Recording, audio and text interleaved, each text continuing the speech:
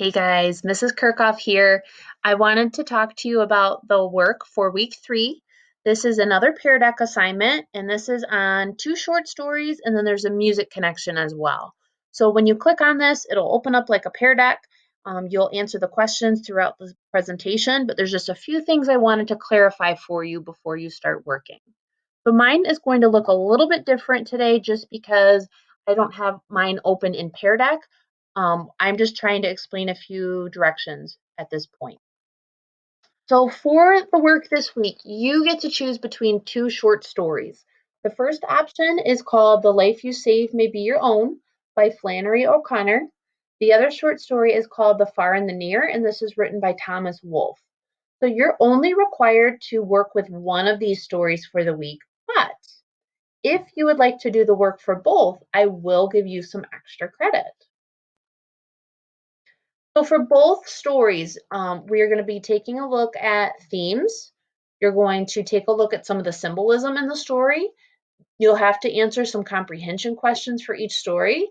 And then after you've read the story, you are going to complete an activity where you have to find a song of your choice and look for a literal and a figurative meaning.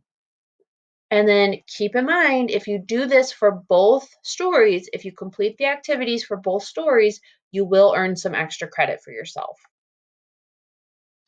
So this is the slide for the first story option, The Life You Save May Be Your Own. You'd click on this link, you would read the story, and then you would complete slides 6 through 11 in the show. So over here, I can see what slide I'm on.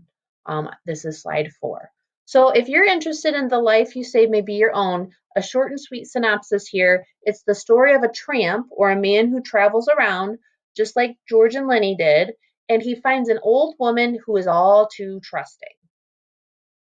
So that's your first option. Your second option is The Far and the Near by Thomas Wolfe. So again, you would click on this link, you would read the story. If you're interested, it's the story of a train conductor who waves to the same people every day and decides one day to go visit them. His perceptions change after the visit. So if you choose to work with this story, please complete slides 13 through 18. So I'm not going to go through the rest of this in depth. I just wanted to kind of show you symbolism through color. So you'll be taking a look at colors throughout the story and trying to figure out what they symbolize for both of them. You'll be looking at the theme, comprehension questions, literal and figurative meanings, and then making that connection in music. So let's go back to literal and figurative meaning. So oftentimes what we say actually has 2 different meanings. So consider the phrase, don't put all of your eggs in one basket. If you took this literally, it would mean literally do not physically place all of your eggs in your refrigerator in your own basket or in one container, right? Just like this. Don't put all your eggs in one basket. But we know that there is more to this phrase, right? That's the figurative meaning. So what it really means is you'd be placing all of your time and effort into one thing, and that can be dangerous, right? That could be risky because if that one thing that you're focusing all your energy on falls through, you could have nothing left. So this is kind of getting at the figurative meaning, right? If I channel all of my energy into this one thing and it falls through, I'm really putting myself at risk here. And I don't know if you ever read the Amelia Bedelia books growing up, but Amelia Bedelia was always very literal. And I remember one of the stories, someone asked her to make a sponge cake, right, which is a type of egg that's really type of cake that's really light and airy.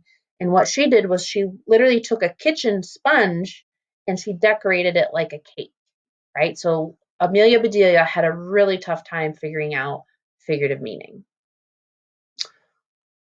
So just the last thing I want to emphasize for this week, you guys, is whatever story you pick, please make sure that you complete the slides that go along with that story, okay? So for The Far and the Near, you're completing slides 13 through 18. If you're reading The Life You Save May Be Your Own, you're completing slides 6 through 11. And then, of course, if you decide to read both, then you get extra credit. So that's it for week 3. If you have any questions, please feel free to email me or connect with me during office hours. I hope you have a great week and go Bears!